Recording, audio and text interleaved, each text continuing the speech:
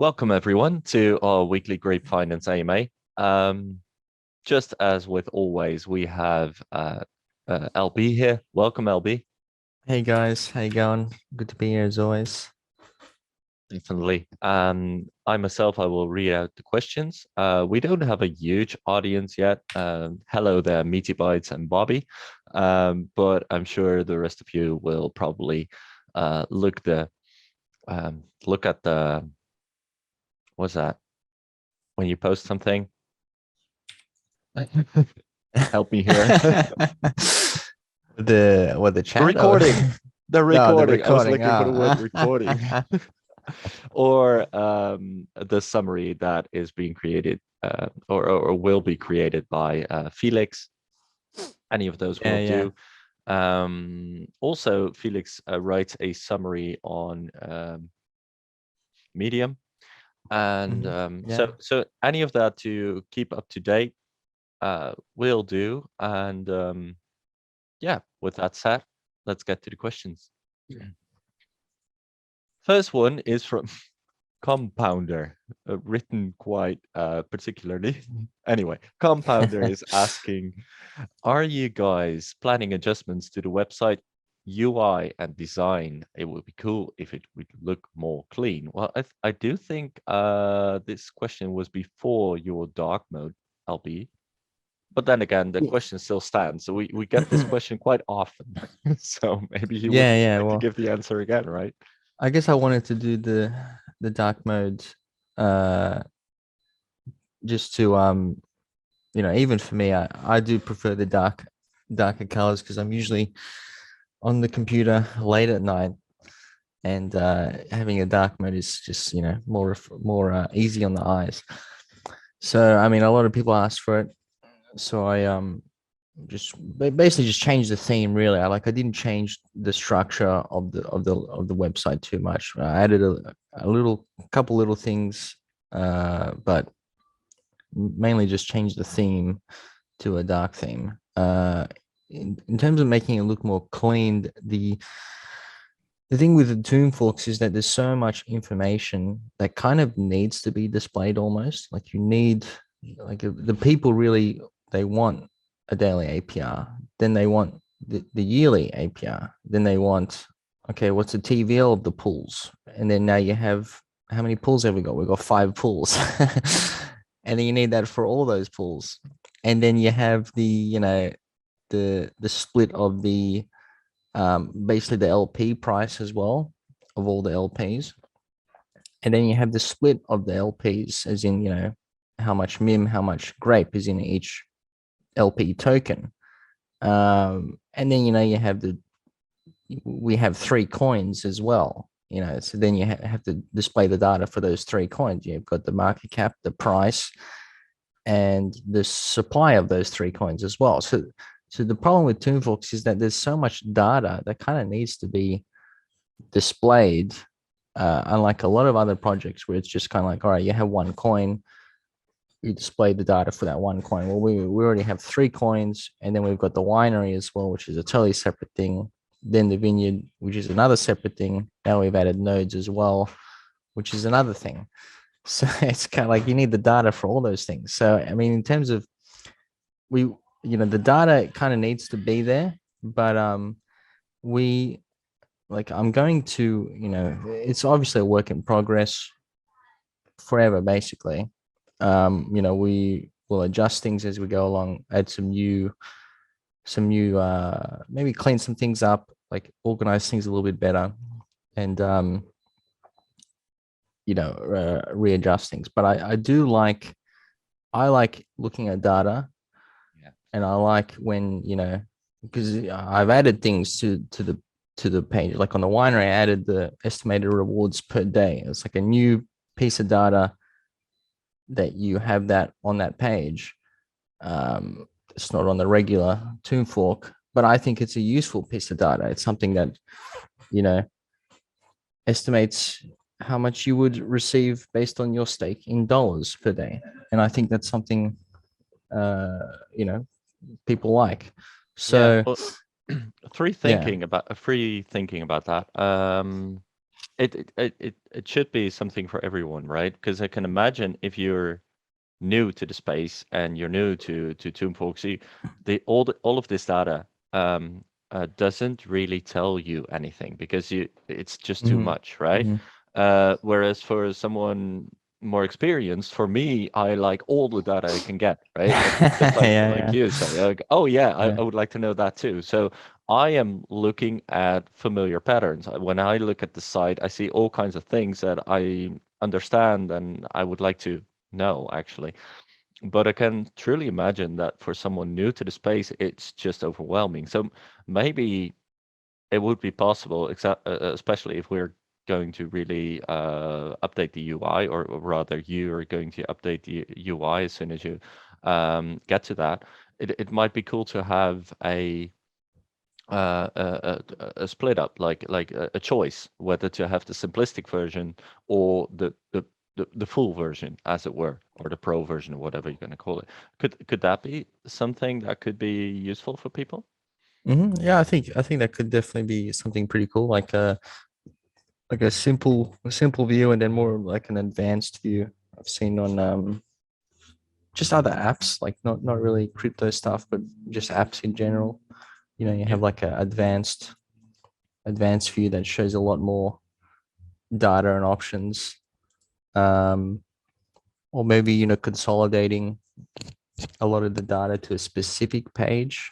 Um, so you have like a simple layout with less data, and then you have one page that is like the advanced page for all the data on the one page, something like that. But I think because when we do the lending and borrowing, that's going to be technically a separate site. It's a separate domain, subdomain of the current domain, but separate design and everything, because there's a whole number of different pages you need for that. So that's a separate thing. And then the Toonfolk or the seniorish protocol will be, where it is now. And then when the game comes out, there will be another, say, website technically.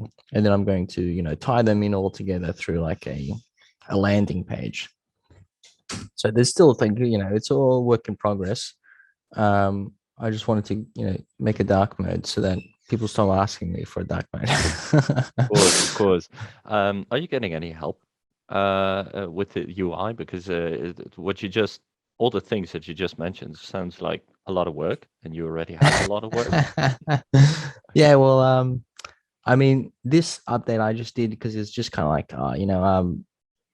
playing around with colors and things like that on the local host. So it's not too big of a deal. But yeah, I have Quinn is helping me. Like he did the node leaderboard. Um, he technically works with me now. Cool.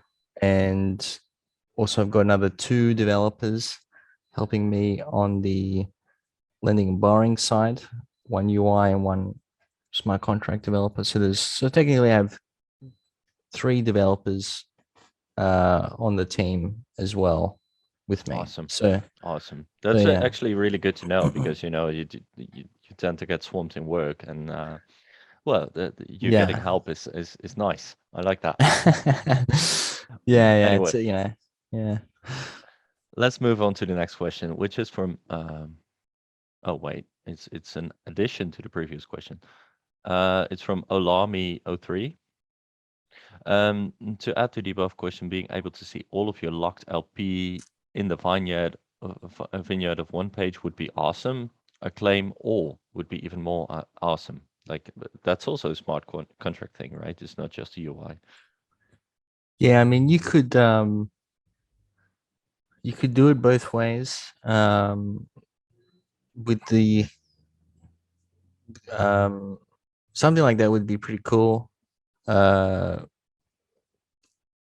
with the I guess we can't really do it with the smart contract now. We'd have to redeploy because there's no like claim all function in the contract. But you could do it, like a trick way in the UI where you just like, hey, click this button, and then that button, um, looks through all the pools that you have on the front end and just says, all right, well, if you have pending rewards, um, you know, pile in a bunch of transactions, basically push through a bunch of transactions. So you'll have to actually like click the transactions, but it could do it in like one.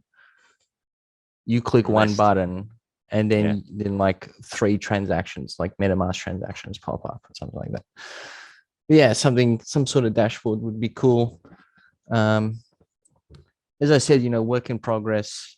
We update as we go along. Like I've been updating stuff here and there since we've started, basically, and we'll continue to do that. All right. Yeah, I do see updates. You don't even always announce them. They just come like, Little hey, this is Easter egg, different. yeah. That's really cool. Anyway, Felons Alone, I think I pronounced it right, says, hey guys, I'd like to pitch my idea from suggestions. Could you guys make a crypto exchanger where people can trade their grape for someone else's wine and vice versa? Would help folks get the crypto they want without messing the ecosystem. So I imagine that would be something where people would be protected from, or it would be a no trust system like that we sort of host where they can exchange the same value of grape versus wine, sort of, without going via the market. That's what I assume it would mean. Yeah, yeah. I actually had a little discussion with him in the suggestions channel on this. It's like a peer-to-peer exchange. Yeah. Um, and I think like I like the idea, but I just not sure if there would be a benefit to it. I mean, technically the way it is now, if you want to trade wine for grape and vice versa, you can do it through the wine and grape pair Yeah. directly. And I guess the thing would be that he was suggesting was you don't, because it's over the counter, essentially it's peer to peer, you're not you know Affecting the price. affecting the price, but technically you are, because why would someone give you a premium on a peer to peer? Like I there's no real reason for someone to give you a premium. It would get eaten up by arbiters, Yeah. essentially, It's which essentially then what it is would the be, same right? thing. An Yeah, opportunity for arbitrage, yeah, yeah. which is not So bad necessarily, it's but not bad, but it would but just be, it's, yeah. yeah. It, I just it's think, yeah,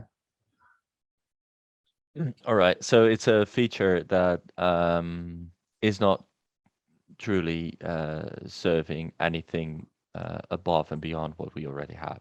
So, yeah. I right? mean, you So can, if it's not someone bad, wants but to, yeah. It's like I always like peer to peer stuff.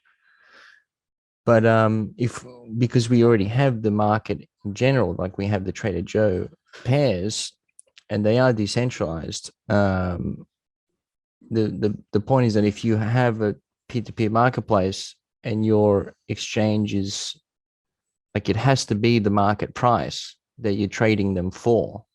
yeah, Otherwise, I just go to the normal exchange and buy it or sell it. You know, so then it does still affects the price anyway in that respect. And if you want to do, if you want to do OTC, the DAO is open for OTC. You can come to the DAO. Obviously, the DAO is not going to do like $5 trades or anything, but we have liquidity in the market for that. If you have an amount, say, that's less than 1% price impact on the market, well, then just use the market. That's what it's there for. That's why it's there. But if you want to buy or maybe even sell more than 1% on the market price impact, then the DAO can do an OTC for you. awesome. I think that's also good to know for people to have Yeah. to gauge the cutoff point, right?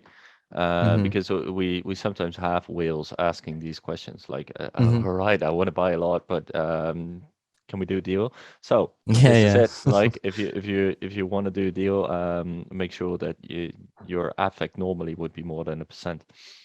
Right. Cool.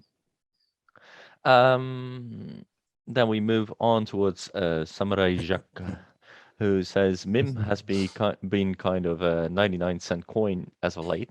And what steps is the team taking to ensure protocol survivability in case of a depegging event? Well, this has been discussed before, but it's quite a while ago, I think, with the falling of Wonderland. So Yeah, yeah. I right guess now, yeah, yeah, I mean the uh it is a bit, I guess the market price is it as it is. The market prices USDC the highest value, or the highest, or I mean, I guess you could say the closest to actual $1. yeah, Um, and then you have Mim is over collateralized is the point. It's not UST, it's not algorithmic, it's not backed by some random coin like Luna. It's over collateralized using a basket of other coins, including Bitcoin, Ethereum, USDC, DAI, and all these numerous other coins. And they do manage the risk reasonably well. Like, it survived the Wonderland crisis pretty well. Um, and it's kind of like based similar to DAI, and DAI has, I think, survived some very heavy market crashes, like the coronavirus 2020 crash, very steep crash. It survived that no problem. The 2018 crash as well in the market post Bitcoin in late 2017 survived that no problem. Obviously, decentralized coins like that, they always trade at a little bit of a difference to purely centralized coins like USDC that are fully backed by actual cash and audited, so that you can actually confirm that. Um, but it's not, Mim is not UST. It's not algorithmic. There is no, it doesn't use arbitrage to maintain its price, or one singular random coin. It's over collateralized.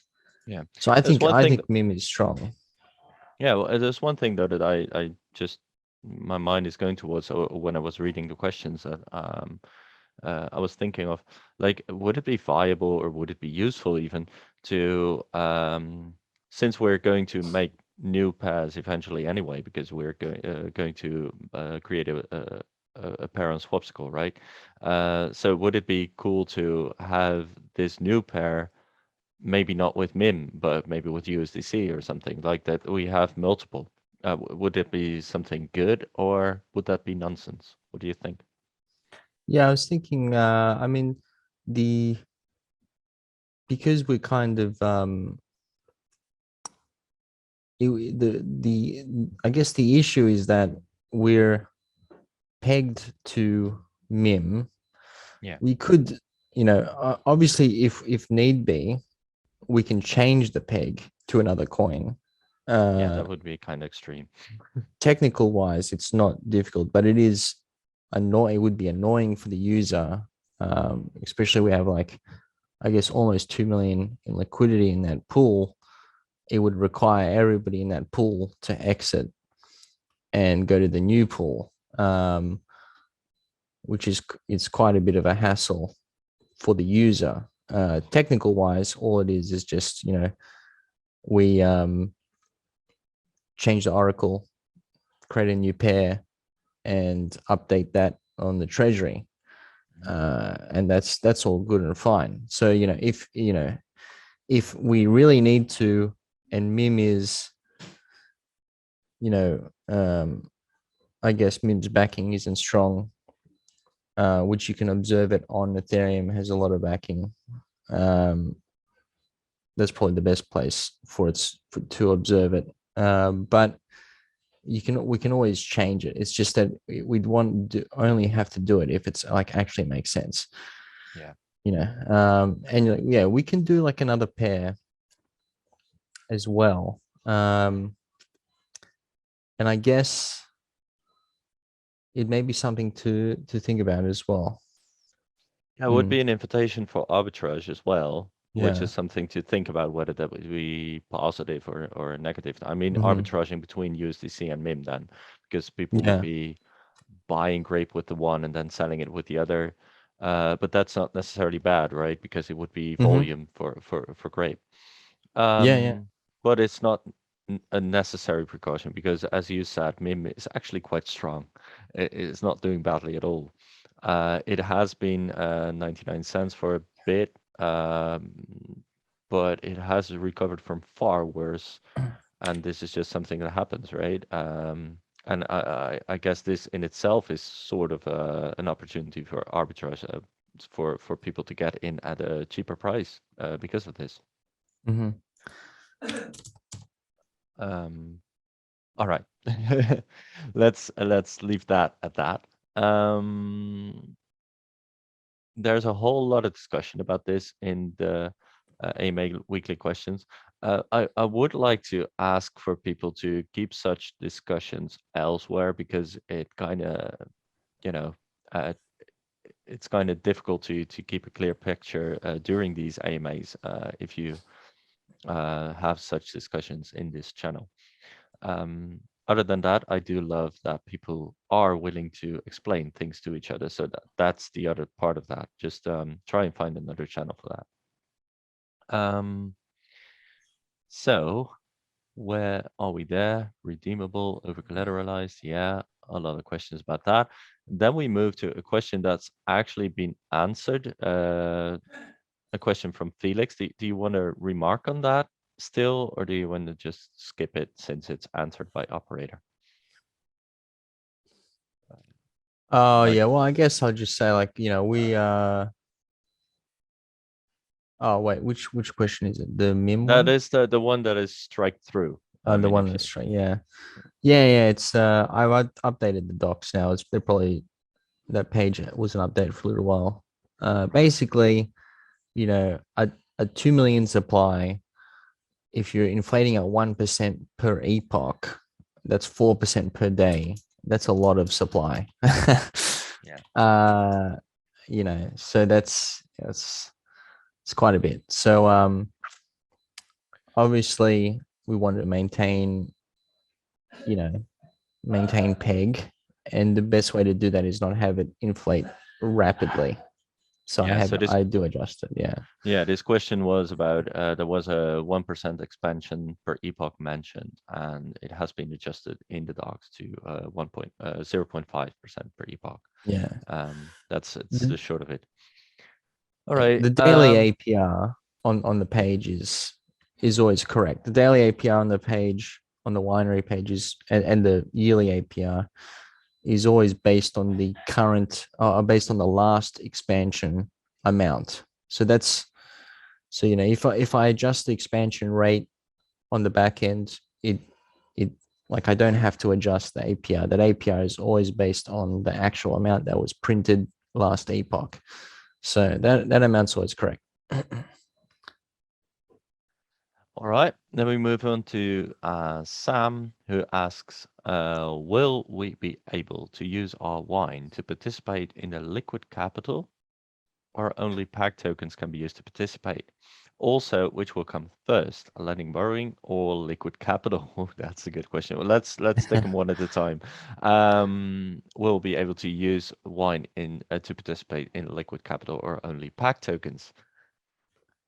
I Well, believe it's only going to be stable coins, yeah, essentially a exactly. pre-sale. So it's stable coins, and then essentially each protocol that you buy through is an affiliate, and they get an affiliate benefit from that sale, which then a portion will be used to support their peg essentially, and also build their treasury that supports Yeah. the protocol.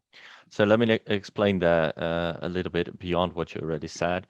Um, what I assume that Sam assumes which is a lot of assumption, but still, I assume that he is thinking like that the pre-sale would be like first buying the token of of the protocol you're buying through, like the affiliate protocol, in this case, Grape Finance, and then with those tokens buying into the pre-sale of liquid capital. That is not the idea. The idea is to actually buy through the UI of the affiliate protocol, in this case, Grape Finance's website, but you buy it with a stablecoin. And the stablecoin that's going to be, that's still under discussion, but it might very well be USDC or whatever works for each chain, right? And then Mhm. after you buy it, a percentage of that buy it, is or actually percentage tax directly goes to helping the protocol through which you bought it. So it's the other way around. It's not first buying the protocol token. It's actually just buying the liquid capital pre-sale token, and then the tax is helping the protocol um, you're buying it through. If Mhm. that makes sense. So I hope it does. But of course, we will inform you about that when we know more, because Mhm. there's actually been quite some discussion about how that exactly needs to happen, especially in Mhm. light of the bear market. Um, all right, then we move on to Dinab. It says, "Hey team, I've been a user for about 1 week. Welcome, Dinab. Pleased to have you here. I just studied the docs more thoroughly and also read the audit. I'm just curious, how much did the auditors charge? Can you make that info Mhm. public? Well, I don't know. Can you? Well, I mean, yeah, sure. I don't know if you're asking because you want to get an audit on something, but I don't know. But it was, I think it was because this was back in January. This was a long time ago. I think it was about 3,000, 3,500 for an audit. So it's not too expensive. But keep in mind that I think it's everybody focuses on the audit. Like it's a lot of people from nodes and a lot of people from Titanas like really love to think about an audit as being the be all end all. Um, in reality, that is a tomb fork. The code has been audited like literally 1,000 times. It has been audited many times. Tomb forks are not really new in DeFi space compared to like nodes and Titanos, I guess. Um, Tomb forks have been audited many, many times. So in reality, if you're keeping your code pretty close to the original tomb, like to be honest, there's not really a need to get an audit. But we did it anyway, just to because we did make some changes and we got rid of some the known vulnerabilities in tomb, and we got an audit to, I guess, reassure people as well. But yeah, Yeah, that's mostly it, right? Reassure people, generate yeah, trust. That's all. Also, why we had a contract renunciation. yeah. Um, all of those things are just to, have people feel more safe. Um, all right. Um, uh, The next question would be, I've been checking out note rewards under wallets in order to figure out how much exactly the monthly airdrop is for NFT holders. However, the debank interface is not exactly straightforward in that regard. No, we know. Would you please clarify this with specific numbers, say regarding the last drop? Thanks a lot. Well, this is another thing to add to the UI. It gets even more convoluted. Well, Taz has added that NFT, that calculator Yeah. on the homepage. That's probably your best bet, to be honest. Like that should actually tell you a reasonable estimate on how much how much your share would be worth of the current reward pool, more than anything. more than looking through, DBank or whatever like that. So use the estimate my rewards. Click that button and like, I guess, go through, calculate how much NFT shares you have, and then how many nodes you have, and then it'll give you an estimate based on if every single person holding an NFT also held nodes. Uh, it would give you an estimate on. So it's technically a little bit of an overestimate. Um, oh no, it's And also, technically an underestimate on your yeah, yeah, rewards. yeah, Really, it would be yeah, more yeah, yeah, yeah. actually. In actuality, it would be more. And also, please note that it's not an automatic feature. You actually have to calculate what your share pool is. It's set Mm. to 100 for everyone. So it doesn't calculate based on your wallet and then says, hey, you have 100 shares. No, it doesn't work that way. It's just it's set to 100 and you have to change the estimate yourself. Yeah. Um, that's good to know because I almost made that mistake in the beginning. Like, oh, I have 100. I actually I have quite a bit more than 100. Anyway, like a lot of nodes. Anyway, let's move on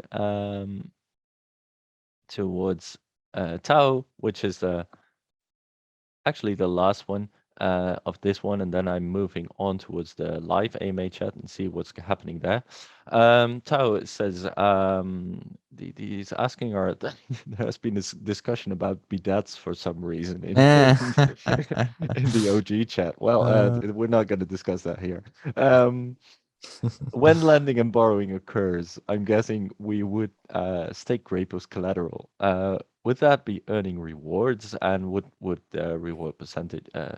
What would be the reward percentage range, and also if that is earning from having Grape as collateral, are you going to be removing single stake Grape in the vineyard?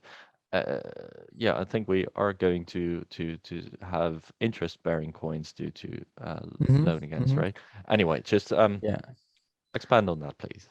Yeah. So we I would, because this part of like the self-repaying loan aspect is that, how does it repay the loan? It needs to be interest bearing essentially to repay the loan. And by repay loan, it doesn't like, take the profit and then pay the loan. It just makes it in that the amount of collateral you have should be going up to the point where you'll be able to borrow more uh, if you choose. But it also works in a way that, slowly it's self-repaying in that the amount of collateral to amount of borrow you have changes, Yeah, because so the it's not collateral goes up. Yeah. it will never automatically go to zero, but it might go from 10% to 5% is what you're saying, right? Yeah. Yeah. Just as an And example. I mean, obviously, to have that, you need, you know, the token needs to be somewhere that it's generating that yield. Um, and so that's why we will keep the single stake. Obviously, because it's good anyway, just to have as like a backup, I guess. You know, backup to the nodes, backup to the main LP is like an extra pool. We can adjust the weighting obviously to that, but the that pool will still exist and it'll be used as the, I guess, the interest for the grape single stake, for the grape used as collateral. But then I'm also thinking we'll do a likely an LP, which is the same idea. It's in the vineyard as an interest bearing token that you can borrow against, and technically, because it is interest bearing, it is self repaying in that aspect. Um, so yeah, so that's the idea really. It will use the original platform, like that's kind of the idea to generate the yield. Yeah, awesome. I hope that's clear for everyone. It's certainly clear for me, but just make sure that if it's not, If you're actually on this AMA, then go and ask your question if it's not. But otherwise, just feel free to ask more explanation about that. Then I'm going to go to the AMA live chat and see what's there. Morning, great people. That's Saint as saying. I was in Frozen Walrus AMA last night. Is Saint actually on? I don't see him in the chat, but um, uh, I was on Frozen Walrus AMA last night with Lame Hillbilly, and someone mentioned trying to move away from the Toonfolk name. Yeah, I mean, you guys have set the new standard. People should be talking Grape Forks now. Just a thought on that. Anyway, the thing is, I've tried to reframe my mind in a way, and I'm actually successfully always talking about seniors protocols, right? But I Yeah, guess yeah. that's kind of a it's a word that you need to adjust your Yeah, tongue to. yeah, Seniorage is not. yeah, Well, by now I've said it so many times that it goes well, but yeah, in the end, yeah, I do agree because Tomb, well, it has been one of the first, and it arguably has been one of the most successful ones. It seems to be not anymore. I'm not sure if I'm too quick to say that. I might be, but yeah, I do agree here. What do you think? yeah. Well, I guess I wouldn't call them grape forks, but No, no, that would be weird. yeah, it's I refer to it anyway as a seniorage protocol, because that's what it is really. You could call it a basis cache fork because it's kind of like, I guess, one of the actual first ones. Tomb fork is just a name to because anybody in the space kind of would have known about Tomb. And so if you just, it's kind of like you should be calling it a seniorage protocol because that's actually what it is. It's a protocol that is based around seniorage, and the idea of it. That's it. That is exactly what it is. But if you're going to make it, I guess, simple for people to just be like, all right, straight away, give me an idea of what it is. Um, just like an ohm fork. Like, people know Olympus. It's an ohm fork. Or it's a DAO or whatever. It's a people always or like a Titanium fork. People always refer to, I guess, one of the most famous ones in that genre Yeah. to you know so that you can quickly so that someone that's coming in new can quickly get, okay, I know what it is now, like the general idea of it. Yeah, like it should be called the seniors protocol. And I guess what will happen is eventually a new probably a new because it was called the basis cache forks before that, and then Tomb came out after a bit of a lull in the market, and then kind of revived the idea. And there'll probably be a new revival soon in the next market or whatever, and it'll be called that sort of fork. It's just how the crypto market works. Right. Yeah, I was asking whether Saint actually wants a mic to join the discussion, but yeah, there seems to be a kid in the way. Anyway, yeah, I do agree. It's just it's easy on the lips, right? Calling it a tomb Yeah, fork. yeah, And that will be the way it's going to be. Um, but yeah, try and call it the seniors protocol because that's what it is, right? yeah, Um, but on the other hand, it doesn't really matter. yeah, yeah. Just like and the same. You were mentioning like ohm forks or DAOs, and the thing is with DAOs, we also have a DAO treasury, right? Even though we're not a DAO protocol, so that would be kind of convoluting it. And if we would be See, calling it that's the DAOs, thing, man. yeah, Yeah, we'd better be calling it Olympus forks, right? Because there was it actually it's clear what you actually mean. um, yeah. I mean, that's, and I guess that's kind of like these ohm forks have almost changed the popular definition of a DAO. If you Yeah. go back, originally DAOs have been around, I guess, since the beginning of the space almost, really. But essentially since at least Ethereum's launch 2016 with the DAO, the very famous the DAO hack in the beginning, was literally just what it's an acronym of is decentralized autonomous organization, Yeah. uh, which I guess is what an ohm fork, or what an ohm is supposed to be, in that it has a treasury, and then it delegates that treasury to things in a decentralized manner. So it's a decentralized organization. But now everybody sort of seems to think that a DAO is like a rebasing token, like an ohm, but Yeah. it's It's not not. really at all. No. All right. Uh, well then, Saint continues about lending and borrowing. Will we be able to lend or borrow blue chips like BTC or Ethereum or etc.?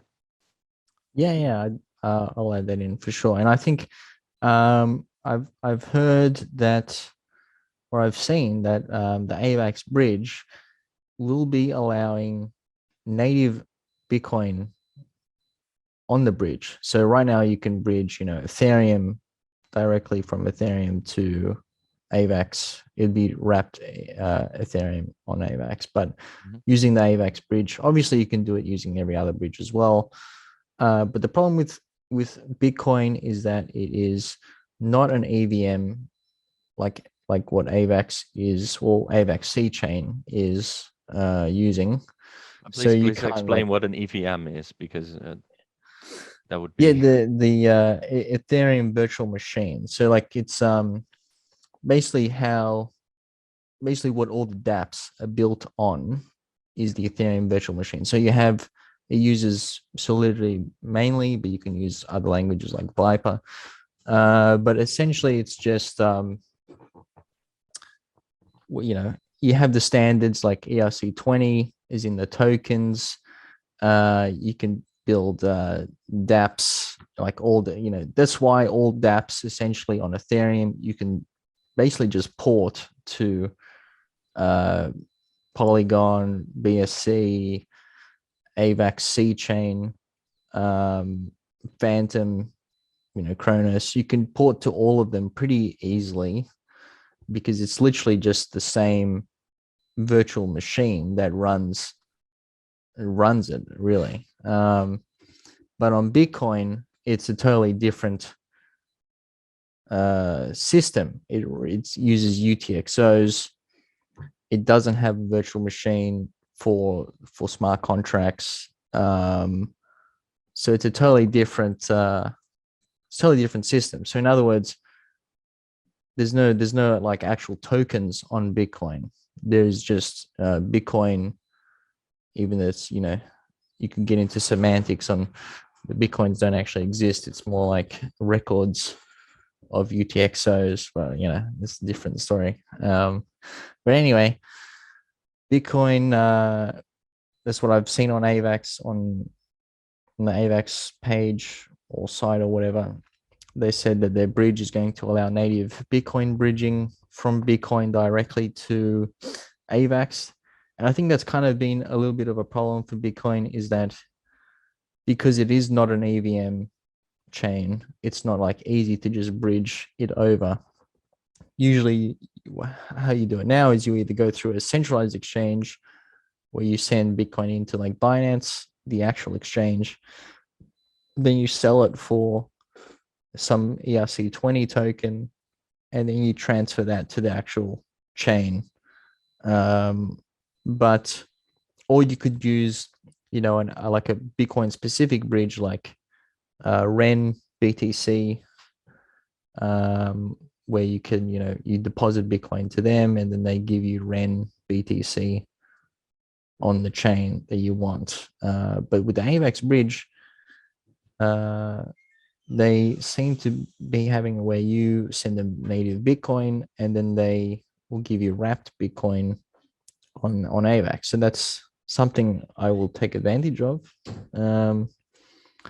because it's always a little bit of pain moving Bitcoin, you know, between from its Thanks. native chain to like Yeah. an EVM chain. Yeah, unlike Ethereum and all that. So yeah, there's a long way of going about that. Yes, we're gonna have other blue chip tokens and AVAX or BTCF, AVAX, and then stable coins.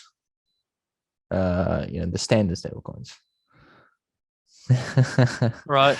Thank you for expanding on that. Well, it's definitely well received by Saint. So yeah, he's saying great info. I guess that brings us to the end of our questions. So that leaves it to us to just add a bit of everything, really. I think um, I think there have been some good things going on. We are actually doing very well in light of the current bear market as it's going. I mean, Bitcoin and AVAX and Ethereum, it's all going down, and Mm, we're not, right? I mean, we have suffered a little bit from the Luna yeah. fall, Mm, but we are actually coming back up. I mean, we fell essentially from somewhere like 250 to 60 in wine to 80 even, and now we're back up to 190 and in a healthy chart. So we're actually coming back up. And I'm really loving that. And our grape is also at 115. People seem to understand now what it means to be packed to a stable coin, right? mm, People seem to understand that this means that whenever we go up or down, it's simply because the community of grape is well, essentially giving us more or less trust. mm, Um, so I'm very happy to see that. That is, I mean, we've been saying that from the beginning, um, mm, but right now we actually see its effect, and that's beautiful. Um, mhm. Yeah, Wait, yeah, I think Dirk called out the biggest grape buy to date recently. That's pretty awesome.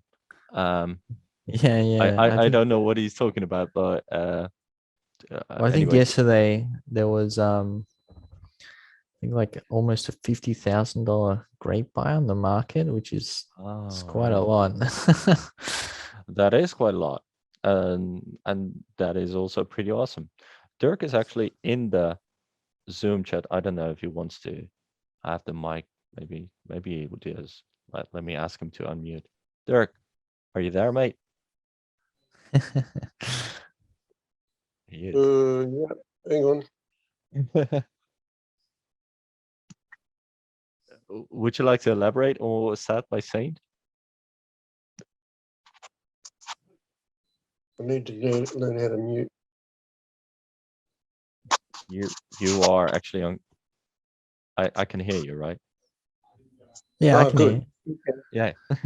You're not muted. Yeah, I was just looking and someone mentioned it, and I figured out how that you could see what the wallet was. So yeah, it was pretty interesting to say that who it was, what's in the wallet, and yeah, it was pretty good. And the reason I have sort of You're falling away. have some G bonds which I'd like to redeem, and I'd like to redeem them when grape is high. Of course, you So should. that's the reason. And I thought, if everyone starts eating this rise in the price of grape, I won't have a chance to redeem them until much later as an opportunity cost. But because I see so many people, I think, were just selling their rewards from their nodes just to get MIM. And I think better just to wait and reinvest them into the other parts of the protocol and keep building your total stake. And maybe not do what people say is take profit. Yeah, Yeah. it is a pretty complicated thing, and can be a bit risky, as we know. Everything just took a big nosedive, and the nosedive made a lot of people panic, except for me. I just said, yeah, that's pretty normal. But my thing was, I didn't have any min because I hadn't sold any grape and I hadn't sold any wine, so I couldn't buy the dip. So, which is what I'd done previously, because I bought a lot of wine at $40, and I bought a lot of I bought a lot of grape because I've been here for a long time. I bought grape at 50 cents. Yeah, And, you've been here from the beginning, and it's really nice having you well, here. almost the beginning. So Almost I think, close enough. that's why I'm pretty consistent in saying, never sell your wine. Yeah. And I think that's a good thing people should Yeah, bear in mind. I do agree there. You've been falling away in the beginning of whatever what you were saying, so it has been kind of difficult hearing you, but at the end your connection got better. Anyway, I do agree there, and there's a bit of a balance there, right? Because I do believe that people should take a little bit of profit whenever we are doing really well. Like when we have tops, just take take a little bit of profit, but just don't. But just keep it in reserves, because if you do that, then you can actually buy dips. Um, I think that's a good thing to do, but also be sure to know what you're doing, right? Because for example, if we have sort of a top, but it's a lower high, then don't. The thing is though that whenever I mean, don't take profit on the lower high. That would be unhealthy to the protocol. But the thing is, I don't know how many people are actually fully understanding what higher highs and lower highs are. So it's difficult to give out consistent information or good information on that. I mean, if you're not familiar with charts and you're not familiar with what higher highs or lower highs are, or lower lows and higher highs, then just stick to your coins, right? Then just hodl. But it's so yeah, I'm always trying to find the balance between giving the right information.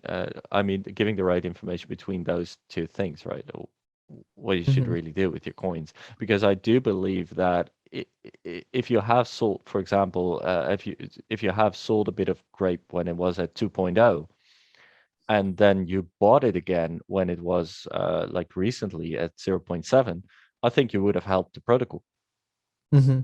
I, I think that would just be clear. And even though you sold initially, you've actually been helping both the protocol and yourself. So that's actually a good thing. Yeah. It all comes down to strategies, right?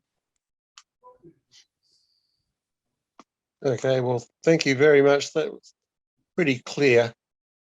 And I'll be paying a lot more attention to the charts and see if I need to take a bit of min, sell some grape. I'll try and do it before some of the other guys do. That's always the race, right? The thing is, though, if you do see that the other guys do it, because this is actually something that I'm also in it myself. Sometimes I'm like, oh, this is actually a good price to sell a little bit.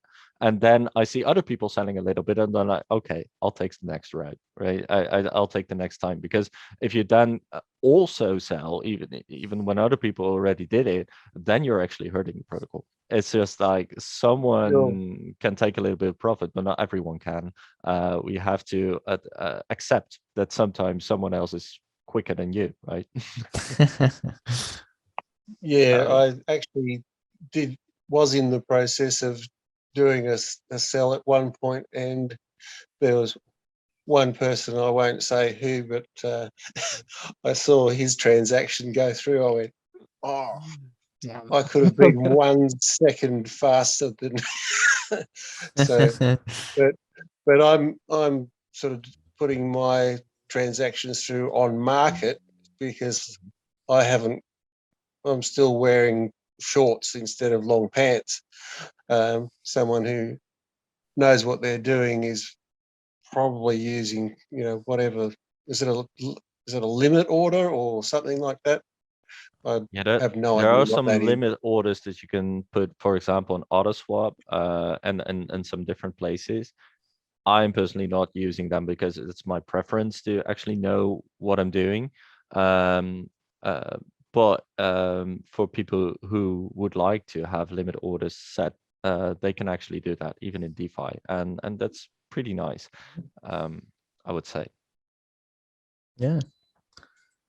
Yeah, okay. I'll have to learn how to do that, but for the moment, I'll just do smaller transactions, and that it's not going to make a big impact on, because I can see if you put a lot of money down, you can change. That I saw in the transaction, you can see what the price impact is. So if it's a high impact, Mhm. it's more likely that someone's going to get in before you. Yeah. So just do it in small bites. I think is better, and and small bites, and chew like hell. Definitely. I always do that myself as well. Like have don't sell all you got, right? Never do that. Like always take small profits and also take small buys, like DCA in and DCA out, sort of. Not DCA out, I wouldn't do because then you're also selling when it's low. But just take small profit and also buy in with a portion so that you can buy in more on the next low, right? So that you can always buy the dip, sort of. You need to have some sort of reserve to work with. Mhm. If you're fully invested, then all you're doing is enjoying the ride, uh, and then you're out of control, sort of. Anyway, Mhm. Yeah. I do agree. One other point there is that if you have MIM that you have by selling something, you can then add the MIM to the token or the share to form the liquidity pool and make the prices more stable overall. So yeah, that's actually a that's a pretty good good aspect. That's actually a pretty good strategy, and that we have been discussing that strategy right in the beginning, I think back in February, but it hasn't been mentioned for a long while. And it's something that does bear reckoning, I would say. It does. It's a good strategy to mention sometimes. Like Mhm. if wine is high, or if grape is high, it well, with grape it doesn't really work, but if wine is high, then it does help to take your wine out of the winery and 50-50 it into LP, so Mhm. that if wine does drop again, you only take the drop 50%. That's the way it works when you and that's because of the impermanent laws working in your favor. It's something that I explain in the videos that have been published. Um, so whenever you do that, whenever you take it from just single stake it in the winery and make it into an LP with MIM, uh, either a drop or a rise, you only get 50% of. And this can be beneficial whenever you feel that a certain price is a good price. Like it, that it's actually a good strategy to lower Mhm. your risk, so to speak. You also lower your gains when it rises, but that might not be bad if you're okay with a certain price. Anyway, Yeah. these are all strategies that are explained pretty well in the videos, but they never hurt. It never hurts to mention them, right? It's always a Mm. good thing. Thank you. Thank you. Yeah, and thank you for being here, just Yeah. Thanks, in sir. this AMA, but also just being here from the start. Dirk, it's been great having you around, Yeah. and I also really love the fact that you are usually very how do you say it? Like you usually have a lot of humility with you. Like you're always like, I don't know everything, but I'm gonna ask questions. And you've been doing that from the beginning. And by now, I see you answering a lot of questions for the people who were in the position you were in before. Mm. Um, who are in the position that you were in before. Like you are answering questions for people who don't know yet. and you're actually passing on what you have learned. And I think that this community is consistently doing that, and I think that's one of the reasons that this is such a great community. We're actually taking on the new people and explaining, Yeah, yeah. and that's really beautiful, and you're one of those people. So thank you for that, and thank you to all the other people who do the same thing. Right, that was a Yeah, lot. I would like to say thank you to everyone, all of the mods in particular. The whole team has actually come on board with the idea to pay it forward, work together, and we're getting better at explaining things to the new people as well. It's not just read the docs, and it's not just the same old answer over and over. And we've got some personalities which are different, which I find really funny sometimes when people lose the Lose plot their or cool. lose their cool. I was going to say the other word. Uh, because people are passionate, it makes them sometimes might get a bit angry if someone is persistently sort of asking this question. That it can create a little bit of anxiety amongst other Frustration. people, a bit of frustration. So that's where everyone needs to calm the farm, is what they say. Yeah. Yeah, I think it also helps to know maybe that whenever that happens, and we do notice it, whenever one of the mods, for example, loses their cool, we always talk about it in our mod chat, right? We always talk about, okay, what happened and how can we make it so that you don't lose your cool, because we do recognize the passion, and we never say like to one of their mods that they're wrong, because they're not actually. That sometimes things do get a bit frustrating, and it's not bad to actually have that. But of course we do learn from it. Frustration always means a sort of not being fully in control, and it's nice to learn from it and getting control a bit more. So we are actually taking that as sort of a criticism to learn from. Yeah. All right. Well, that actually made it longer. Dirk, I'm gonna take your mic out. So bye-bye. Thanks. Thanks, Dirk. Thank you. All right. LB, do you want to have a final say on anything at all? Because this is your Yeah. chance. I mean, I guess thanks everyone for listening, as always. Thanks everyone for all the support, and the community sticking together over this last crazy couple of weeks in crypto. And yeah, I mean, it's I guess thanks for sticking around. Thanks for joining the community. Everybody that's new that's come in as well. I've noticed quite a few, I guess, new people coming in as well, which is kind of surprising in this market, to be honest. But yeah, you have any questions, or we have a very helpful team, a very helpful community in general. And yeah, a lot of things still on the map that are coming out. Like nothing has really changed on our end. The market has changed, but nothing has changed, with the project. So we'll just keep, trucking along and continue with the roadmap, and that's about it. That's what we can do. That's all we can control. Basically, we can't control the market, so we focus on what we can control. I would like to add to that even though it is surprising and it's beautiful, I would also like to put a big thank you to Eric, because he's our marketeer, right? And he has, of course, been making sure that more people hear from us. He's of course not the only one, but it does really help. And a shout out as well to Dow King, because he just recently made a really good video about us, which I fully agree to. Like he said, like, why the hell is the wine share so low, even though Grape is doing so well? And I do agree there. Like, why? I mean, we're happy that we are 1/8 89 at this very moment. But on the other hand, like why is for example T share so much higher than us, even though they have been underpacked quite a bit and we have not. Like what?